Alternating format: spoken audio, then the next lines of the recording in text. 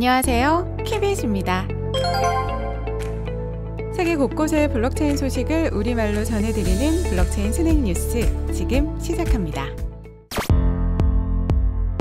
짐바브웨 재무장관, 짐바브웨 은행도 스위스처럼 비트코인 다뤄야. 짐바브웨 소식입니다. 짐바브웨는 심각한 인플레이션을 겪었습니다. 2008년 7월 공식 물가 상승률은 무려 2억 3,115만 %에 달했는데요. 올해 이그노벨상 수상자들에게 지급되는 상금은 10조 짐바브웨 달러입니다. 우리 돈 몇백 원 수준의 가치로 추정됩니다. 짐바브웨 달러는 2015년 공식 폐지되었고 현재 미국 달러와 1대1로 호환되는 화폐를 활용하고 있습니다. 이 가운데 짐바브웨의 신임 재무장관 미톨리 은쿠바는 9월 17일 현지 언론 IT 웹 아프리카와의 인터뷰에서 정부가 스위스와 유사한 방식으로 비트코인을 받아들여야 한다 말했습니다. 또한 스위스은행의 비트코인 투자와 이해를 언급하며 짐바브웨 준비은행에 후속 조치를 요청할 것이라 밝혔는데요. 짐바브웨는 혁신을 이해하는 데 투자해야만 합니다. 중앙은행들은 암호화폐 기술에 투자하는 것이 너무 느립니다. 하지만 다른 나라들은 더욱 빠르게 움직입니다. 스위스 중앙은행을 보면 비트코인에 투자하고 이해하고 있습니다. 짐바브웨는 수년간의 경제 혼란의 여파로 정치적인 격변 이후 지속적 자금난에 직면한 상태입니다. 하지만 짐바브웨 준비은행은 올해 5월 금융기관이 인도나 이란과 같은 방식으로 암호화폐를 서비스하는 것을 금지, 암호화폐에 대한 위험 회피적 태도를 취하고 있습니다. 이에 대해 은쿠베 장관은 비트코인에 대한 관심이 벗어나면 나중에 얻을 수 있는 이익이 문을 닫아버리는 것이라고 말합니다. 만약 다른 나라들이 블록체인 분야에서 가치를 보고 그것이 어디로 향하는지 알 수 있다면 우리도 주목해야만 합니다. 규제 당국이 그들을 따라잡고 이해할 수 있는 방법을 찾는 데 투자해야 합니다. 7월 짐바브웨 준비은행은 내부 프로세스에 블록체인 기술을 적용하는 방법을 연구하고 있다 밝힌 바 있습니다. 다이와증권, 증권 업무에 블록체인 적용 검토. 블록체인 기술이 전 세계적 화두가 된 이후 여러 분야에서 블록체인 기술을 활용하는 시도가 있었습니다. 이번엔 이웃나라 일본의 금융계, 특히 증권사에서 활용할 것이라는 신선한 소식입니다.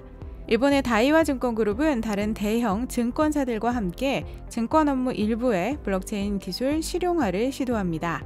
이는 지난 12일 발표됐는데요.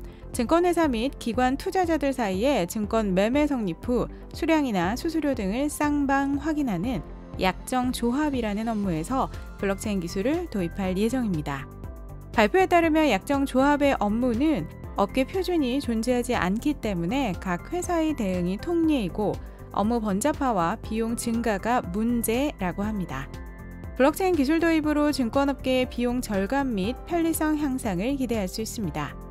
검토회는 노무라증권, 미즈호증권, 골드만삭스 증권 등 총 25개사가 참가, 약정 조합 업무와 규칙, 규격의 표준화 시스템 요건, 운영 규칙 등을 정리합니다.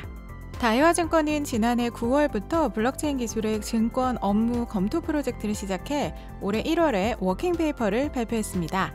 이번 시도는 지난해 검토를 잇는 프로젝트입니다. 네덜란드 최대 은행 ING그룹 약 1조 원 돈 세탁 과징금 납부. 기존 블록체인과 관련 암호화폐에 대한 비판 중 하나는 돈 세탁 목적으로 악용될 수 있다는 겁니다. 테러 자금 등으로 활용되기 쉬울 것이라는 주장이 힘을 얻기도 했습니다. 그러나 이런 비판은 여전히 전통적인 금융 시스템에서 더욱 잘 어울려 보일 때가 많습니다. 네덜란드 검찰은 2010년부터 수년간 수억 유로에 상당하는 금액의 돈 세탁과 비리를 막지 못한 ING 은행에 우리 돈 약 1조 원에 달하는 과징금을 부과하기로 했습니다. 수년간 돈 세탁 및 테러 자금법을 위반했다는 혐의인데요. 네덜란드 최대 은행 ING는 혐의를 인정했습니다. 수년간 고객들은 우리 ING 은행의 계좌를 돈 세탁을 위해 사용했습니다. 이 소식은 덴마크 최대 금융기관 단스케 은행에 대한 1,500억 달러 규모의 돈 세탁 조사에 이은 겁니다. 언론 보도에 따르면 도이치은행, 시티그룹도 러시아와 구소련 국가들로부터의 대규모 돈 세탁 혐의와 관련 짓는 시각도 있습니다. ING 최고 경영자 랄프 해머스는 우리는 받아들일 수 없는 실수를 범했다고 언론에 밝혔습니다.